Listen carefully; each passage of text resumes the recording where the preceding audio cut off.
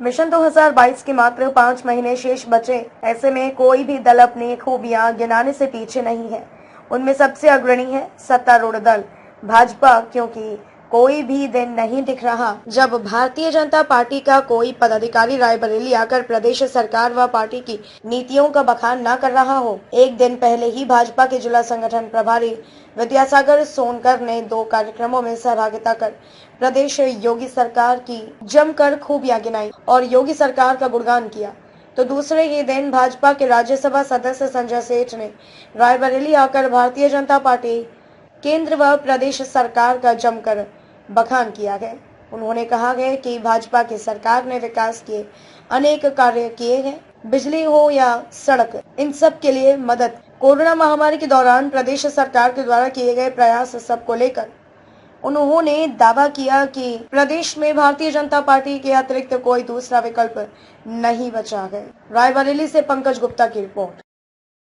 4 सालों के जो बखान किए जा रहे हैं उत्तर प्रदेश सरकार के, उन 4.5 सालों में आप रायबरेली के प्रभारी हैं, तो रायबरेली में 4.5 सालों में क्या विकास? देखिए, ऐसा है कि सबसे पहले तो मैं आपको ये बताना चाहता हूँ कि रायबरेली के अंदर अगर आपने देखा हो तो कोई भी सांसद जो यहाँ का रहा है वो आपने कभी उसकी शक्ल नहीं देखी हो, और उनकी उस शक्ल न देखने की वजह से यहाँ पे विकास रुके पड़े थे।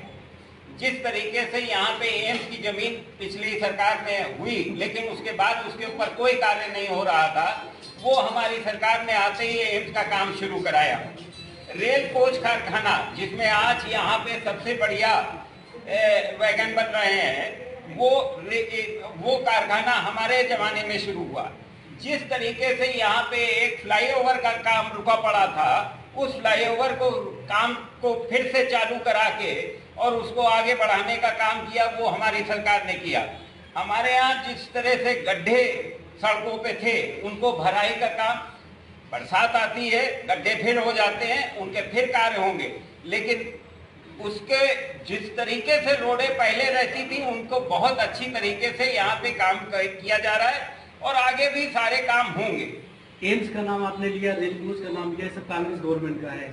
नहीं, कार्य गवर्नमेंट का, कांग्रेस का कुछ नहीं है।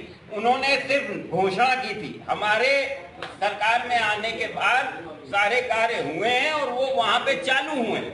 अच्छा, उसी रेल कोच कारखाने में आपके प्रधानमंत्री जी आते हैं और वहाँ पे वहीं से जो है एक और भी फ्लाईओवर, उसका उद्घाटन करते हैं वहीं से, और उसके बाद उद्घाटन के 6 महीने बाद वो डैमेज हो जाता है, भ्रष्टाचार की भेंट चढ़ जाता है 6 ही महीने में, और आज तक वो भ्रष्टाचार की भेंट चढ़ा हुआ है, कोई कार्रवाई नहीं हुई। उसकी एवज में पब्लिक से जो राहगीर है उनसे जेब से टोल टैक्स देना पड़ रहा है उनको।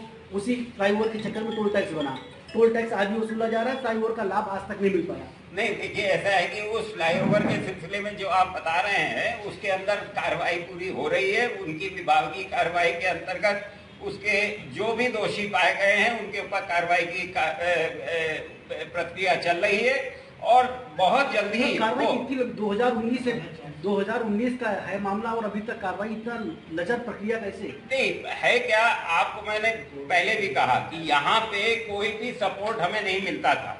ये तो हम लोग अपने लेवल पे उस चीजों को बढ़ा रहे हैं, उस चीजों को लोग यहाँ पे जो यहाँ के माननीय विधायक हैं या जो माननीय सांसद हैं उन सारे दोषियों को बचाने में लगे रहते हैं। तो उनको हम लोग किसी तरीके से भी रोकने के लिए और उनको दोषियों को कड़ी से कड़ी सजा दिलाने के लिए, उनके ऊपर कार्रवाई करने के लिए पूरा कार्य कर रहे हैं। जहाँ पे स्थापित है वहाँ से भाजपा का आपका विधायक है, जहाँ की बात हो रही है वहाँ पे आपका विधायक है। नहीं, मैं आपकी बात से सहमत हूँ, लेकिन वो भी आपको ये मानना पड़ेगा कि वो संसदीय क्षेत्र कौन सा है।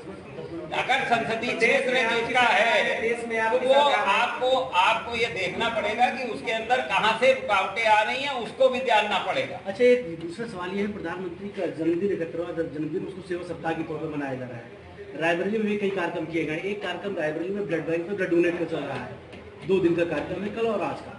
71 लोगों को डोनेट करना था, लेकिन अभी तक 71 पदाधिकारी नहीं मिल पाए कि ब्लड डोनेट कर सके। कल 41 के हो चुके हैं, 46 कल हो चुके हैं और बाकी आज हो गए। वो भैया 2 दिन का कार्यक्रम।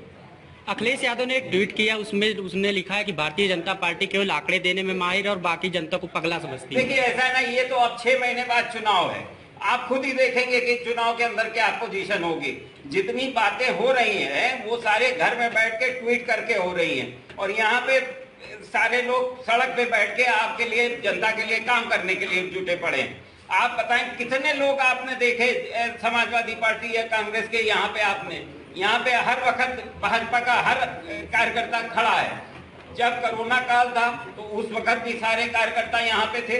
आपको चाहे मजदूर के हो, चाहे खाना बांटने को हो, हमारे भाजपा के अंदर ये एक तरीका बनाया गया है कि सेवा ही समर्पण वाला जो एक योजना है, उसके अंदर हर कार्यकर्ता को अपने दिल से काम करने के लिए कहा जाता है और वो सड़क पे आपको दिखता है। अगर गड्ढा मुक्त की बात की जाए, फिर से दोबारा आदेश आया वो मुख्यमंत्री का कि गड्ढा मुक्त किया जाएंगे सड़कें, लेकिन अगर प्रॉपर कोई रायबली शहर की बात कर ली जाए, चाहे जिस गली जिस चौराहे से आप निकलिए, आपको गड्ढे दिखाई पड़ेंगे। देखिए ऐसा है,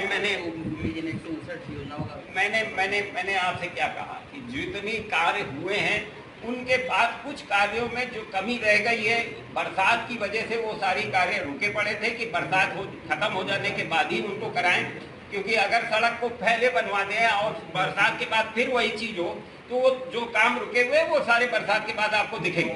हृदय नारायण जी प्रबुद्ध वर्ग में उन्नाव पहुंचे थे, जहां उन्होंने कहा कि अगर कपड़े उतारने से महान हो जाती तो राखी सावंत आज महान होती। गांधी जी पे टिप्पणी करते उन्होंने कहा, ये उनका मैंने बयान सुना। अखिलेश यादव ने कहा है बीजेपी सपा के कार्यों को बताकर जनता के सामने प्रस्तुत कर रही है। सपा के क्या